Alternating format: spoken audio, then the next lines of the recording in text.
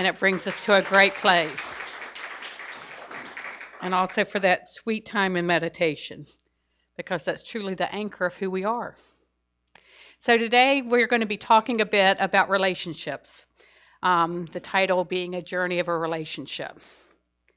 And as I put in the bulletin, relationships give us great opportunities. They help us to discover who we are.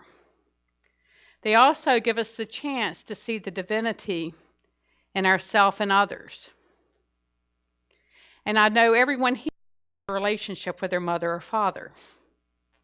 And it's Father's Day, so I think the message is going to be about fathers.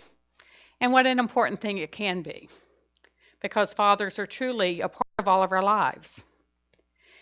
And when we speak about our fathers, that can be wonderful and very honoring, especially if you had a good relationship with your father, as society likes to call it. But what if you had one of those relationships that society calls dysfunctional? The kind of relationship that you want to stuff things down and sweep it under the rug, where you push things deep down inside and try to forget it. Well, that too can be honoring. This is the kind of a relationship I developed with my father. And as a young adult, I tried to stuff and hide and pretend. And what this did is it taught me to be in relationships by avoiding them at all cost. And I started my life off like that. Very proud of that fact.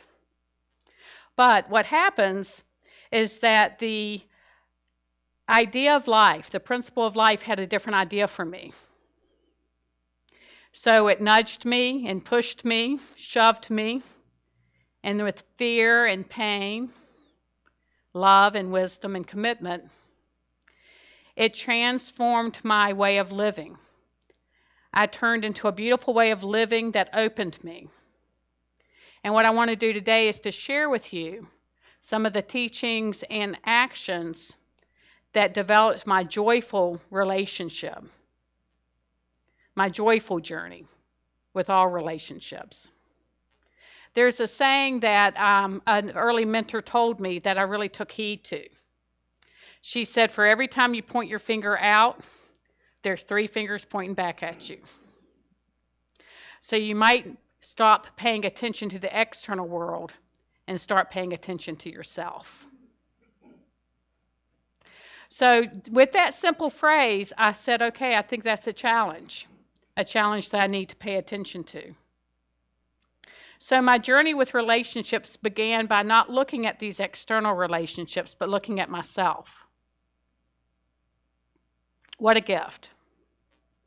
And there's also 2 things in my young adult life of significance that I feel like occurred. I met a young man who wanted to be in a relationship with me. There is a spiritual attraction. We held a reflection and yearning for God together. And the second thing is I began in-depth and consistent study of the teachings of unity. So unity teaches us that the Bible is our own life story. It gives us a scientific approach and a metaphysical understanding of the Bible. And this was really significant for me. Through these studies, I realized 2 things that also began deepening my ability to be in relationship.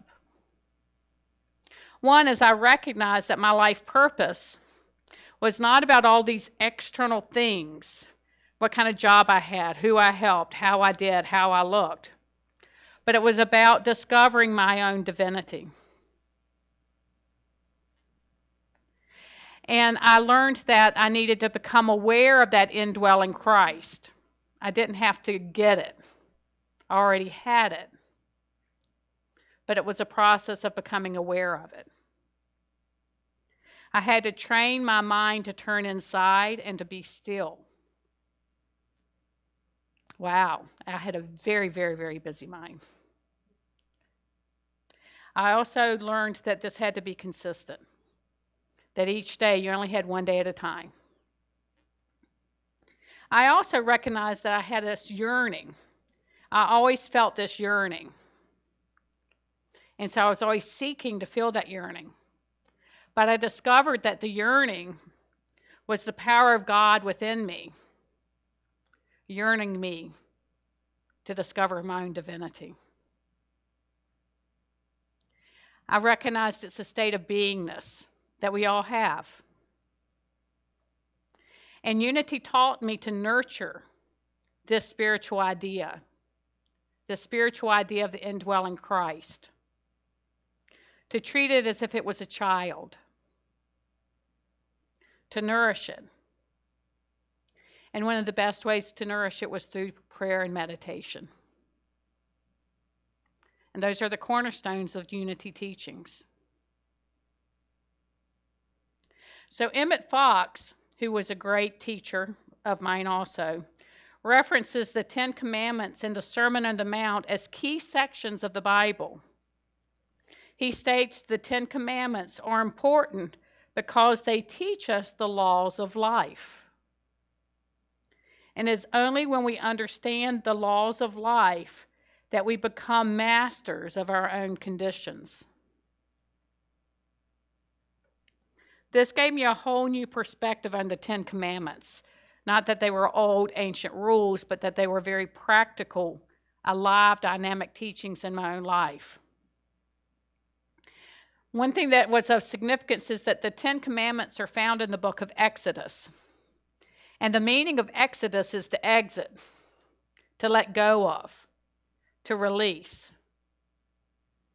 So it's an opportunity to release and let go of all those habits, those beliefs, those life patterns that limit us, so that we can discover our own divinity. So it was a process for me to uncover, and we've heard this before, like an onion, peeling layer after layer after layer. And it is a process. The first commandment states, I am the Lord your God. So that really brings up our first and second unity principles. The omnipresence of God. That God is everywhere present. So what I recognized is that when I had tough times, when I was struggling, when things weren't going well, it was because I had moved God aside. I'd started playing the role of God. I stopped appreciating the omnipresence. I liked to pick when God was there. When things were good, God was there. When things got tough, I tended to neglect him and take charge. So once again, I had to develop a habit of turning to God. Not an easy thing. So every moment of every day, whenever I struggled, whenever I thought, whenever I was in joy, I trained myself to turn to God. I taught myself how to go inside. It became such a habit that it was no longer something I had to do. It was part of who I was and am. The second principle is the principle of the Christ potential, that we all have this indwelling Christ, our I am nature. Once again, I like to pick and choose. If I saw you as a person who did good or that was helpful, I could certainly see the divinity in you. But if you were one of those relationships that caused me to look at myself, or a little bit of angst or pain, or a situation that didn't seem to be going my way, well, that couldn't be divine. So the I am nature is mine and everyone's true nature. Everyone's.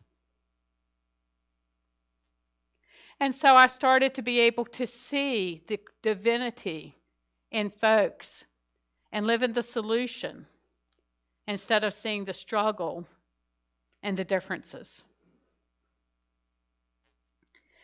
My ever-expanding relationship and understanding of these two principles continues to deepen my ability to be in relationships. It's such an ongoing, amazing journey. One of the other commandments is honor thy father and mother. And metaphysically, this goes into stating that your knowledge and feeling, your intellect and emotions, wisdom and love need to be in balance. Now, that's easy to just kind of think about, but think about that. Your emotions and intelligence need to be in balance. How often I would think one thing, but I'd be feeling something completely different on the inside. And I could look at someone and say, you're so divine. And inside I was saying, but you're such a jerk. I could embrace my job and say it was lovely and be going, oh my God, I can't believe I have to show up here again today.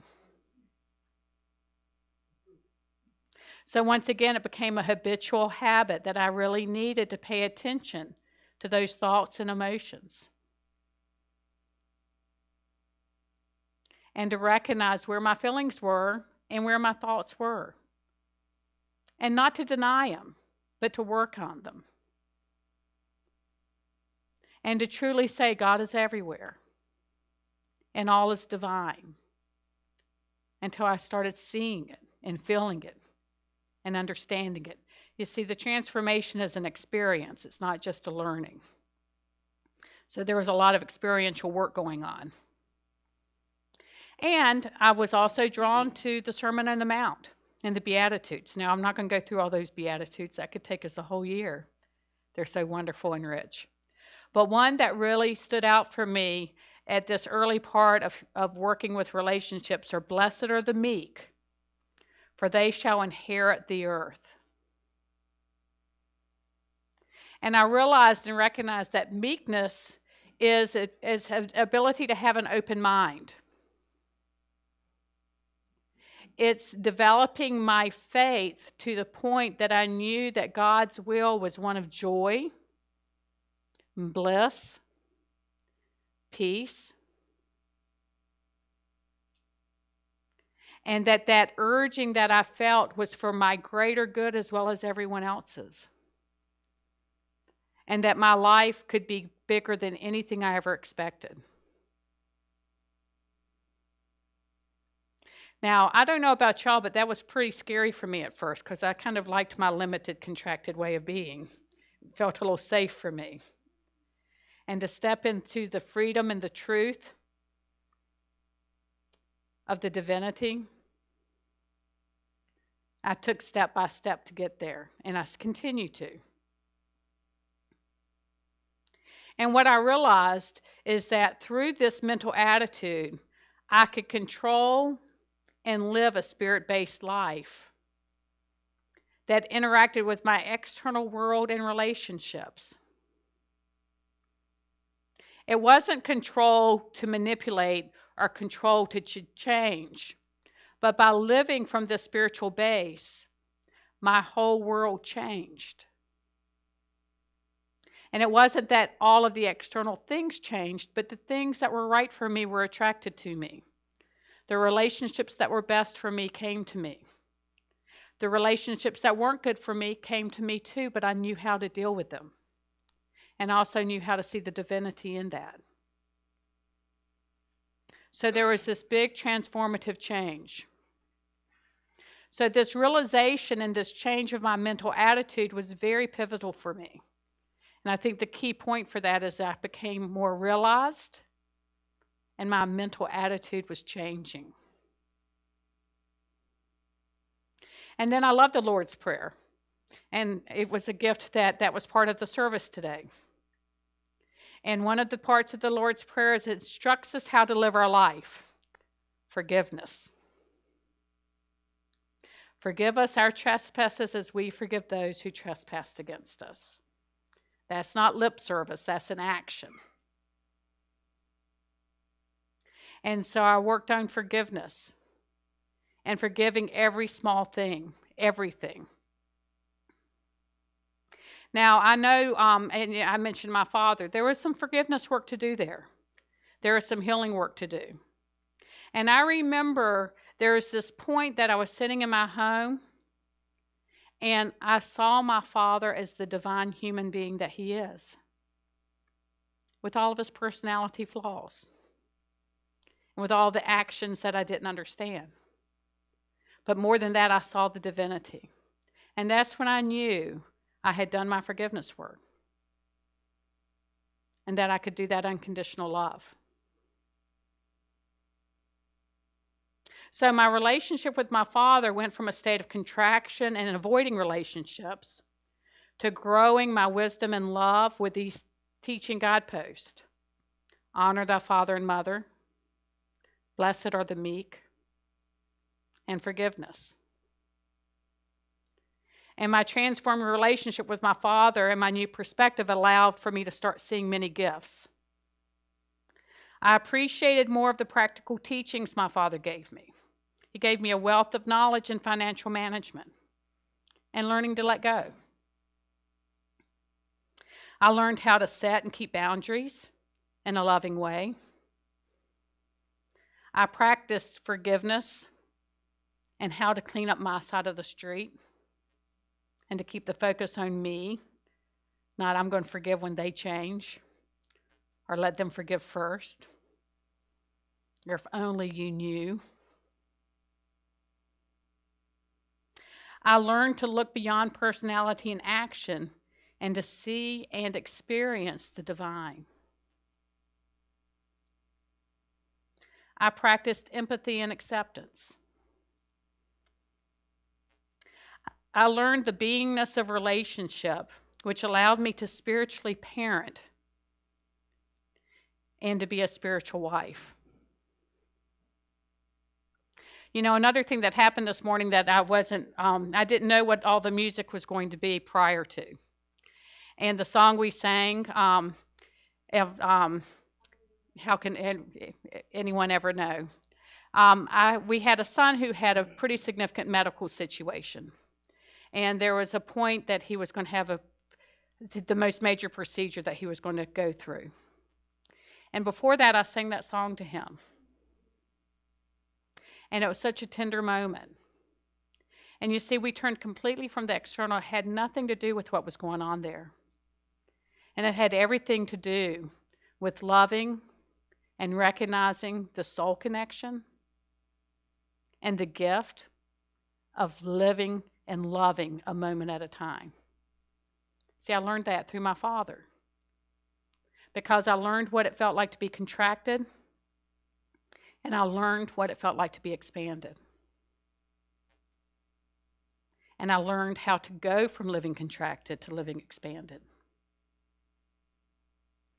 And I grew in my yearning and understanding that my yearning was of God, which led me to unity and its teachings. So how blessed and grateful I am for the classes and the opportunities we have here at Unity. It's what helped, that it was the beginning of the transformation for me. All these classes help us to grow our capacity to experience and become the best Christ that we can be. The different classes come from different perspectives, so they're available for everyone, no matter what kind of mind you have, what kind of resistance you have, what kind of time you have. And they're all perspectives that lead to the prosperous living in relationships. Mike Shelton just finished a course on prosperity, and we had a dinner where everybody shared from their experience. And everyone shared a deepening in relationships. The next the next 5-week series we have starting in another week has the premise, there is no one and nothing against you. What a way to live your life. What opportunities we have. And so now I'd like to introduce to you the young man who wanted to be in a relationship with me, of which we've gleefully and painfully been married for 32 years this week. So here's Fred.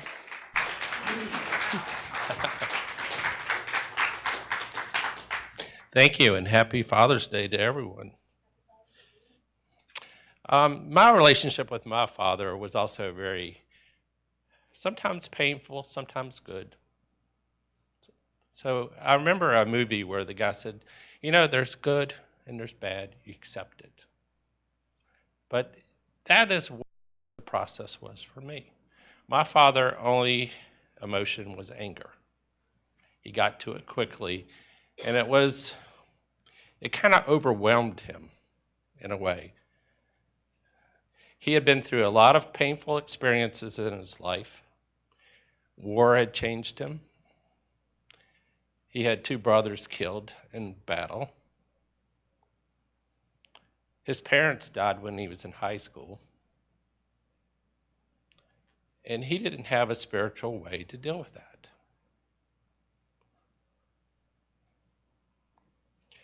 So the process that we became when we came into this relationship was I needed to change. I could not be my father. And one of the things I know about living in a dysfunctional family is we tend to carry that dysfunction with us. We tend to do what we hated our parents did. And I needed to do something different. I needed to be different. I've been reading a lot of Eric Butterworth, so I'm stealing a lot of his ideas. And thank Eric for that. Thank you very much. My process was I saw people needing to be fixed. Hard thing to do. Because first off, it's impossible to change someone else's beliefs. It's impossible to change them because you can only change yourself. And that was a hard lesson for me to learn because we tend to want to see something wrong in people and help them. It's a process that we all go through. We want them to be better. We don't want them to be frustrated. When your kids are frustrated with school, it's easy to put that to a point where you want to help them, but how to help them is to encourage them to change themselves, to grow from inside of themselves. So the process is really how do you get them to change in a loving way? That isn't fixing. First off, I'd say you pray about the person, not for them. Because praying for someone is no more than concentrated worry. But you have to pray about them. Because when you pray, you're changing you. You're not changing them. Your goal is not to so much live your life. It's how to see them differently. How to see them in a way that they really are a child of God. So you pray about them. You're changing yourself. I believe Eric Butterworth in Power to Change, he said that when we pray, it's not a yes or a no question. God doesn't say no to us.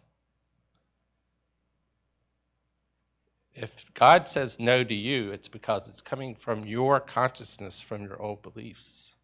God's not out there. God's in here. He's in there. He's in there. He's everywhere. So God doesn't say no to us because we don't beseech God to do what we want others to do. We ask God to do what we need to do to change. So when I'm in the process, I need to see the person as whole. I need to see them as how they can be, how they are.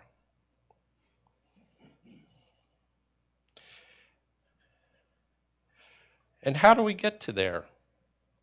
How do you get into sunlight? You simply walk out into the sun.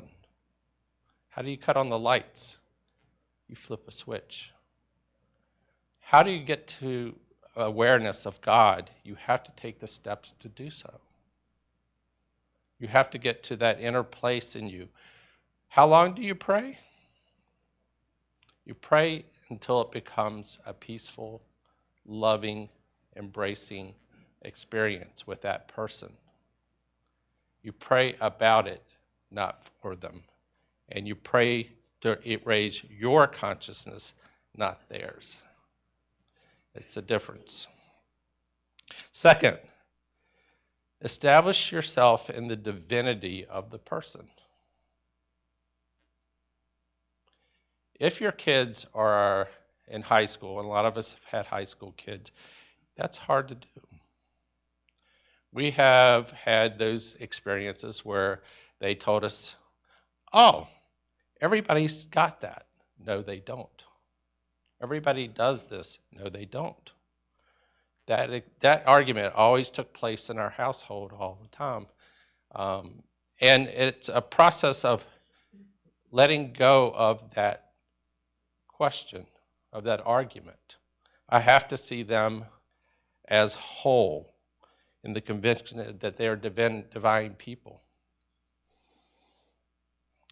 I can't see someone as limited. If I see people as a homeless person as less than me, then I'm not honoring the divinity in that person. If I see someone who's broken because they're acting out, I'm not seeing the divinity in that person.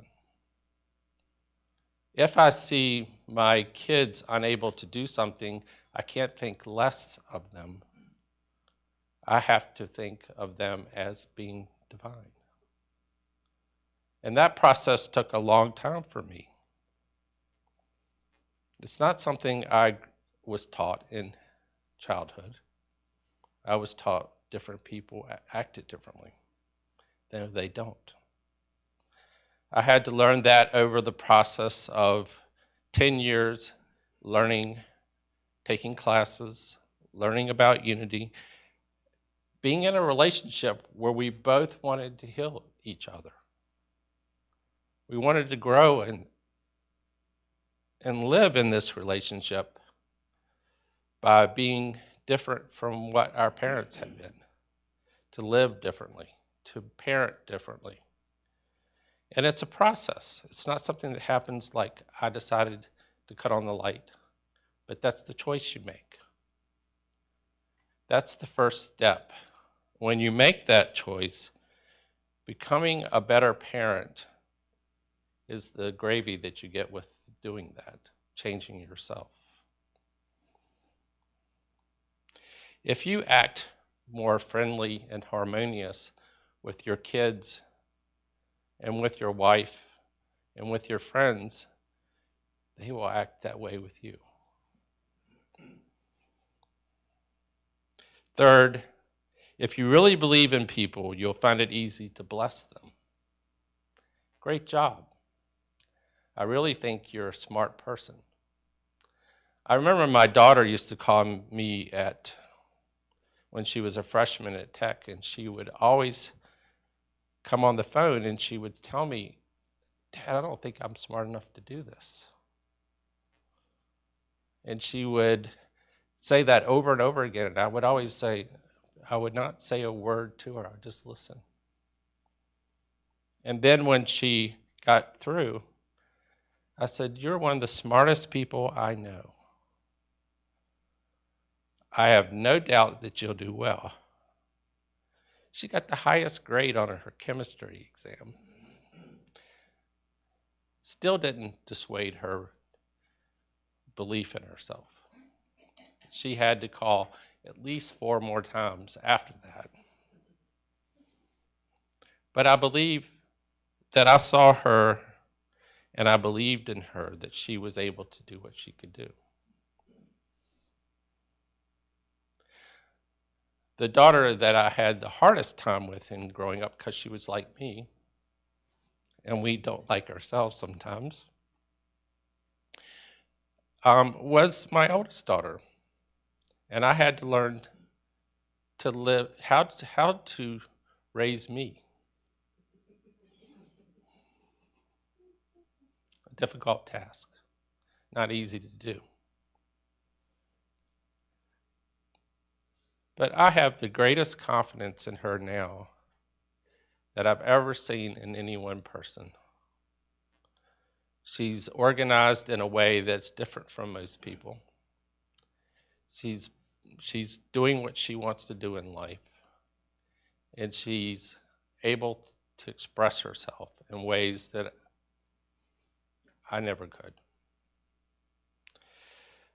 I see her as whole and good and healed. And she sent me a text today. She said, "To the greatest father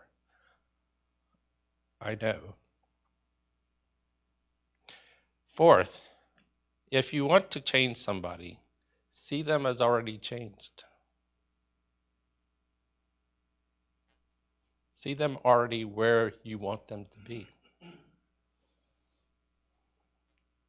You don't have to, if you see them as where they are, they'll only stay there or below.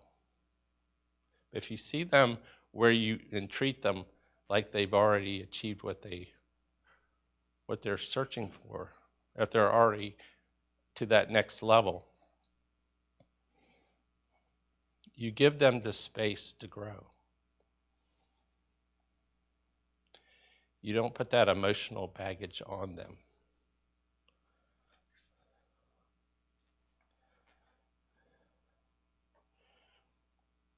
I think that if you hold on to the awareness that every person is a beautiful and loving expression of God's potential, it's hard to think of them as less than.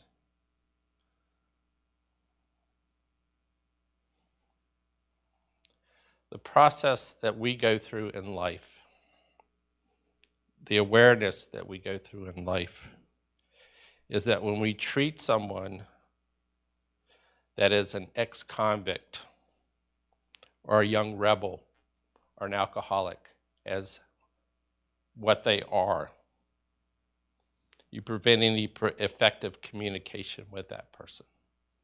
If you can talk to them how you know they can be, then that gives them the way to move out of that expression. And they move, if you raise yourself to a higher consciousness, they'll respond to you at a higher consciousness. And what is our goal in that? How do we make them change? We release any energy we have in making them better and release them to the care of the good spirit that is up there, to their Father in heaven. So we allow them to be in that space. We keep them in the Father's good keeping. The other thing I want to talk about is with your children, be a mirror. Don't tell your child to do what I say, not what I do. If you want them to live the good life and make good decisions, be a mirror, a clear mirror, to express how they work, how they live, how they are in life, in their relationships. Be a mirror. Know that if you have loving parents, they want to live that way. Be that mirror. If you have a loving experience with your friends, be that way.